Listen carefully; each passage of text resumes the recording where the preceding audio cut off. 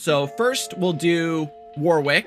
So this is another Warwick idea with a new keyword. When I slay a unit, heal me equal to its cost, the consume keyword. This is actually kind of cool.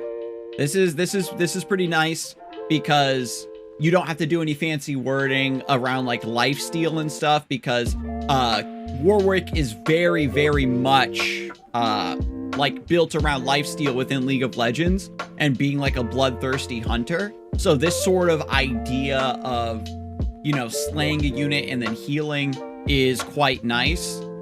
And then he just becomes a tanky dude. He has regeneration sometimes, but he has to work for it. It's kind of a cool idea. And then you can have like a card that grants consume for 1 round, and that's almost like barrier, right? But the thing about consume is it's like a weird like pseudo regeneration, pseudo barrier almost, right?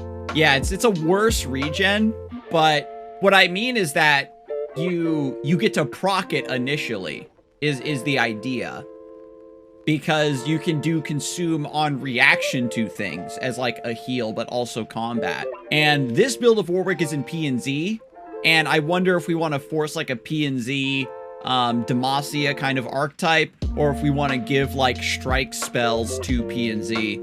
Warwick having Overwhelm feels a little bit out of place for me as well. I can challenge damaged enemies. I think that that's probably strong enough without needing the Overwhelm, because a 5 mana unit with a decent HP pool and the ability to heal itself once it's done eating something. This build of Warwick is very similar to Vi, where he's just going to come down and just rule the board. He's just going to kill your opponent, right? Especially in P and Z, where you can like ping stuff.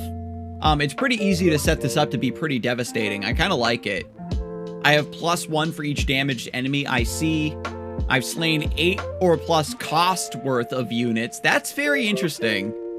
Slaying a certain cost worth of units. Yeah, this is strong with Caitlyn. This is strong with like Rocket Barrage that was just added to P and Z. I like the way to like kind of play around this and make the thing scale, because then Warwick wants to attack further up the curve, and you have to worry about your opponent like maybe healing their units or using Glimpse Beyond or combat tricks that maybe lower Warwick's attack power. I would probably lower his attack power even further. Then he's kind of even more like Vi. And then the leveled up is the first time each round an enemy survives damage, I strike it. And if I slay it, refresh this ability. Oh man. I think that this refresh would be way too strong. I think that this first line here, the first time each round an enemy survives damage, I strike it, is enough. Because then in P and Z especially, Warwick essentially becomes your spells deal 4 more damage, or 5 more or 6 more damage. And technically, he'll gain that +1 because the enemy was just damaged by the spell. Yeah, so I don't think we should have it refresh. I think that just augmenting the power of your first spell or damage source is good enough.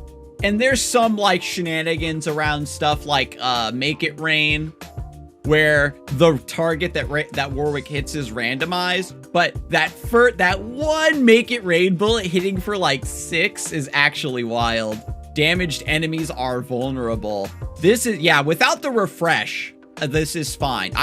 For this build, I would honestly say Warwick can lose Overwhelm, lose this refresh on level 2, and he's still a very, very good card. Yeah, his attack goes down when like things are dead, but I'm just saying that this specific like Vi-ish ability, but it also has like a pseudo spell buffing ability, is super good for P and Z. Like, this is a very good card for P and Z. And then the final card here is Blood Hunt, 2 mana burst speed. If you've dealt damage to a unit this round, give an ally +2 and quick attack this round.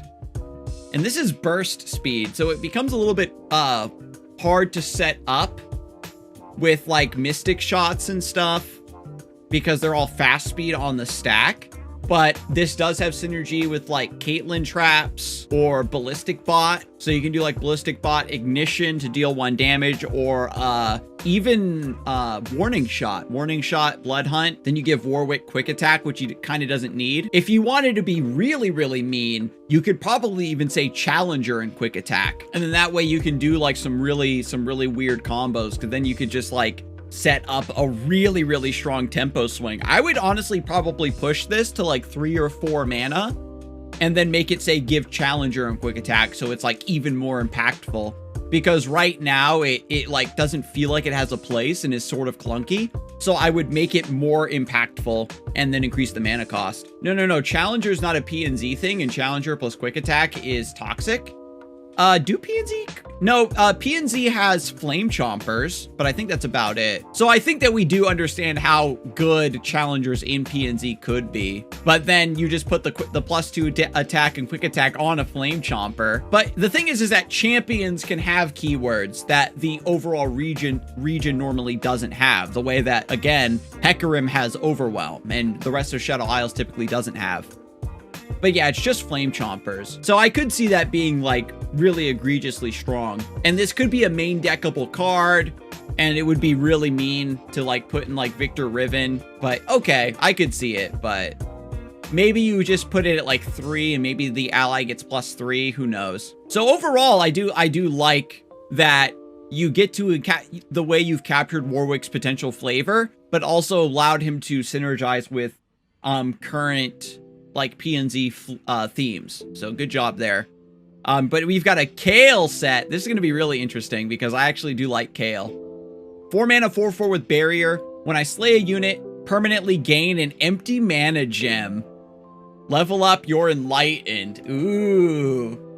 Kale's for Mad Wheels. I could definitely see Kale having an enlightened archetype, because Demacia Freljord has a little bit of that, right? We've seen like those ramping, the golden ramp decks that want to play like War Mother's Call with good Demacia cards. So the ability to ramp within Demacia would be very cool. A 4 mana 4/4 with barrier is probably too strong though, right? Just as a solid defensive card. The way that Lux, like, Bright Steel Protector walls you out on turn 2 or turn 3, then Kale walls you out on turn 4, and then Lux walls you out on turn 5 with the barrier. I think it is actually too strong. I'd probably make Kale a 4/3 or maybe even a 3/3 so that she doesn't start off as such a good unit, because you have to remember with Kale is in the early game she's very weak. She's very frail, and she has to like level up and scale and kite.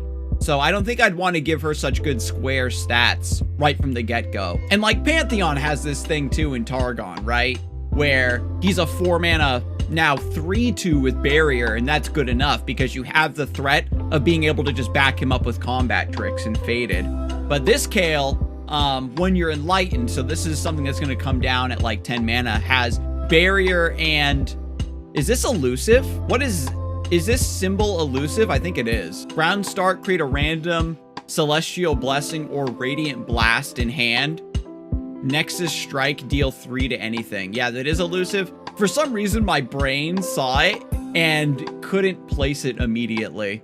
So no elusive, 100%. I think that the archetype of Demacia wanting to get to the late game, you don't really need to throw elusive on top of that. The barrier and then like this extra generation of cards, but she has wings, lol. Well, the thing is like, she's not using her wings the way like Swiftwing Diver is. And I think that you want her like ascendedness of the late game and this random card generation to carry you more. So Celestial Blessing is you heal 2 allies for 3 at burst speed for 0. Or Radiant Blast, deal 2 to 2 enemies at fast speed.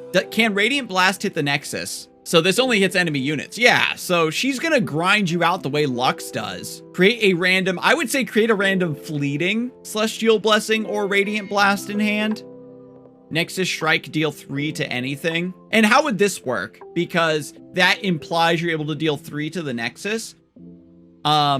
there's no cards that hit the enemy nexus and then stop the game so you can make a choice, right? It should just say unit. Okay. So she can't like, she's not like Swain where she's burning the nexus. So she's like Lux where she starts translating to like raw value and board control to set up your win. So, I mean, yeah, in terms of like the wording, that can be cleaned up. It's as long as we understand what the card is supposed to do. So at the start of the round, create a random fleeting Celestial Blessing or Radiant Blast in hand. And then Nexus Strike. I like maybe giving her impact. It simulates a little bit more of her splash damage that she gets when she's ascended. And you have to remember as well for Kale is she actually has 3 forms. She has her base form, her level 6 form where she gains permanent range, and then she gets another form at level 16, I believe it is, where she like gets like extra stats and like even more wings and stuff. So I'm wondering if we could channel a little bit of that like 3rd stage, if possible. Like, not like necessarily making her an ascended in the Shuriman sense, but maybe if Kale had like a level 3, I think that would be very, very thematic for her specifically, and it doesn't take away too much from the Shuriman uniqueness of also having level 3s with the Sun Disc. And maybe she could have some extra level up that's like, if you end your turn with 13 mana, then she like levels up again. So you could just say, you could take a massive tempo loss in the late game to like really crank her into overdrive. I don't know. I think that'd be a nice thing that you can maybe do. And then, you know, then she gains like Overwhelm. And then you get Celestial Blessing and Radiant Blast in hand at the start of every round at the same time or something. The Nexus Strike was because this version has elusive, but if we take that away, then the Radiant Blast could probably deal more damage, because you got to remember that this is her form after you're enlightened. So this is going to be, even with ramping, this is still going to be around turn 6, turn 7. So Radiant Blast is going to need to deal like 4 or 5. Like if this dealt like 4 to 2 enemies, you'd want that always over Celestial Blessing. And so Celestial Blessing could maybe be like fully heal 2 allies, or fully heal 2 allies, then grant them barrier this turn. Like you could really push, I think, a couple of these random generations. But the rest of the package that kind of goes along with it, Verdant Keeper, 3 mana, 3/1, Enlightened, I have +4/+4.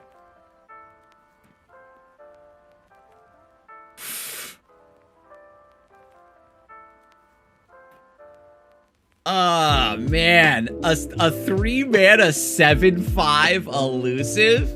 But I mean, again, for Kale, like Nexus Strike, deal 3 to anything, you can just change this to deal 3 to the weakest enemy, right? Here's the thing, right? With Kale, like passing judgment on stuff, it would also be very thematic and also have to take away the weird disconnect of not being able to select a target after a Nexus Strike. Just put a condition on it that triggers automatically, right? So it's just deal 3 to the weakest enemy. Boom, problem solved. Or even deal 4. Boom, problem solved. Anyway, Verdant Keeper. This, I don't think I'd want this card to be so playable in its base form. To be fair, the only other 3 mana 3/1 elusive is Silent Shadowseer, and that card is really bad. So, but if you got like elusive, if you got to Enlightened and then you played 2 of these, like they just solo the enemy, right? I don't know. It's like this kind of falls into the I would not want to make the Enlightened archetype around Kale just use elusives to kill you, right, when you get to the late game, because every deck does that. And I feel like we could make this card do something a little bit more spicy. Divine Helper, 1 mana 1/1 elusive, Nexus Strike, permanently gain an empty mana gem, Enlightened, grant me +2/+2. This is really busted, I think. Even it being just a 1/1 with elusive in Demacia, like the high roll potential of this, it's like Forge Chief, right? where Forge Chief is a 1-mana 2/1 that, depending on what your opponent's deck is playing or how well they draw, can get you like 2 or 3 like extra mana. But this is super busted. If you have the attack token going first and your opponent doesn't have a 1-mana elusive blocker or Blade's Edge or Thermo, they get absolutely smoked by this card. That's what I mean. Elusive isn't... Forge Chief isn't elusive, it doesn't ramp. This card is dirty. Because imagine you're attacking... Okay, imagine this scenario where you're attacking on evens and you play 2 of these on turn 2 and hit your opponent. And then the next round you have 4 like base mana to work with. Then you can summon a 4-drop on round 3. Oh my god. Yeah, but this wouldn't fit Demacia. I get like trying to accelerate towards Enlightened, but I could maybe make it 2 mana and the first time it strikes you get a mana gem. I would maybe make it something like that, Luigi, yeah, where it can only trigger once. That's what I mean, it's not a first time effect, it keeps triggering. So you could, depending on how much your opponent's willing to interact with this or whether they can or not, you could be at like 10 mana by like turn 4. Does Nexus Strike works if it hits your own Nexus? Technically, I think that we have seen some effects like that with Despair. Since Enlightened is an aura, having the Grant Me text would infinitely add her stats in an infinite loop. Oh yeah, that's true. And then she just becomes a 1-mana 3/3 elusive. Yeah, this card is like way too snowbally to put in the game. We'd probably just want to put like Weirding Stones is like a passive. It gives you mana gems while it's in play. And so if we made Divine Helper 1-mana 1/1 elusive that just had the text, you have an extra mana gem, the way Weirding Stones works, and then when it dies, you lose that, it's still too strong because it happens on the first turn. And one of the biggest problems with Weirding Stone was back in the beta, when it was 2 mana, you would play it on 2 and then you would get some really big blowout like Avalanche or something a turn early. And by the time your opponent got around to answering Weirding Stone or forcing you to block with it, you'd already gotten so much value out of it that it didn't matter. So Divine Helper could maybe just be, you know, it adds a Celestial Blessing to your hand or something, right?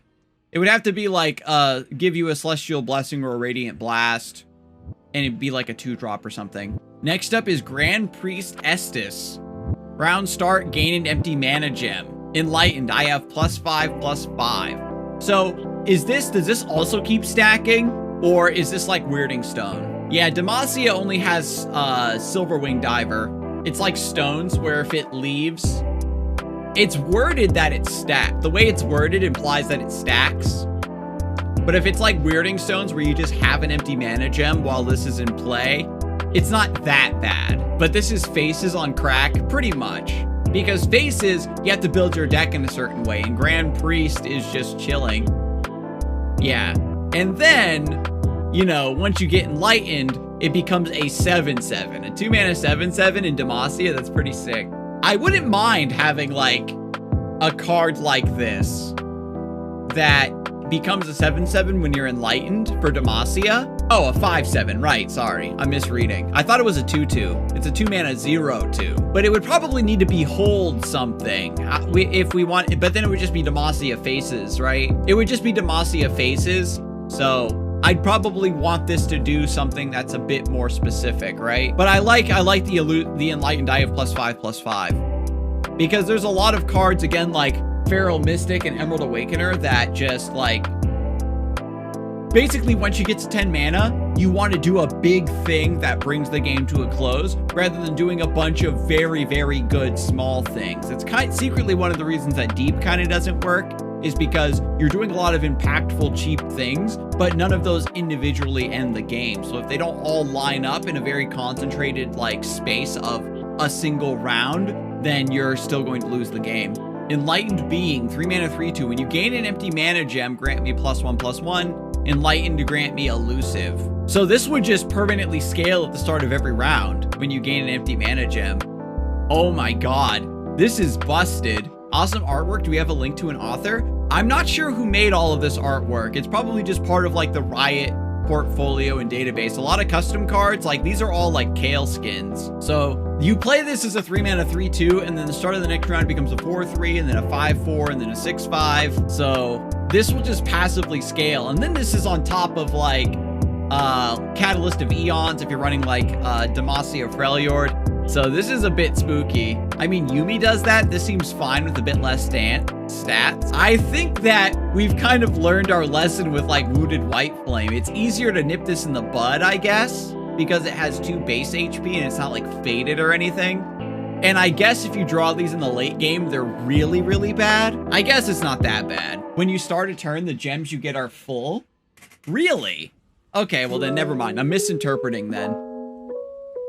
Yeah, so this card is probably actually really bad. 8 mana, 8/8 Celestial Warrior Challenger. Play, permanently gain 2 empty mana gems. So if you play this on 8, you're going to be on 10 mana next round. And that's pretty bad, right? You could probably make this a summon effect, to be honest. People would maybe try to abuse this. Yeah, with like Matron. I could maybe see it having an Enlightened effect. Make this 7 mana? Oh, I guess you're right. If you made this 7, its ability would activate to give you 2 empty gems, and then you're on 10 the next round. Would this be too strong on 7 to go from 7 to 10? Yeah, it's only for triggering your Enlightened effects a little bit early, but when you're ramping, it's not as bad as it seems because you're also going to be ramping into this to try to play it on like turn 6-ish. So it's actually not that bad. You think it's too strong? Really? If it was on 7, it wouldn't trigger its effects with a play effect? Instead of Challenger, why not give it Elusive? I mean, it is a Demacia card. Maybe it should say something like, play, permanently gain 2 empty mana gems, Enlightened, Rally. So that way, if you are already Enlightened and you draw this thing, it'll still do something for you. Make this summon so like an RNG with Remitter, and then you can like high roll off a Tri-Beam and stuff like that. I wonder, like, if I saw a card like this, I'd want it to do something like way more splashy and cool, rather than just, oh, I ramp you on 8. Because people already run what is it called? Voices of the Old Ones. Then the next card is Kale's Divine Judgment. Give an ally I can't take damage or die this round. Create a Kale in deck. Enlighten, grant it instead. So that could maybe be the ridiculous effect, is Enlightened cast Judgment on me when you attack. You think this card is bad? Make it fast speed and we can talk? What if Enlightened made this a focus speed spell? Enlightened, grant, I can't take damage or die. Yeah, I mean, it's Unyielding Spirit. You gotta remember too is that this is Kale's champion spell, and it's also main deckable. But the idea here is this is stronger than Unyielding Spirit because you get it by running Kale. It's like how when you're running Garen, you get access to Judgment without needing to main deck it, so you have that extra threat level. And so when you're running Kale, your opponent is always going to be worried that you'll cast Divine Judgment, especially when you're Enlightened. I mean, we're living in a world now where we have like mini-morph, so this card wouldn't be as like ridiculous as, what is it? You know what I mean. The other card was, back in the day, Unyielding Spirit.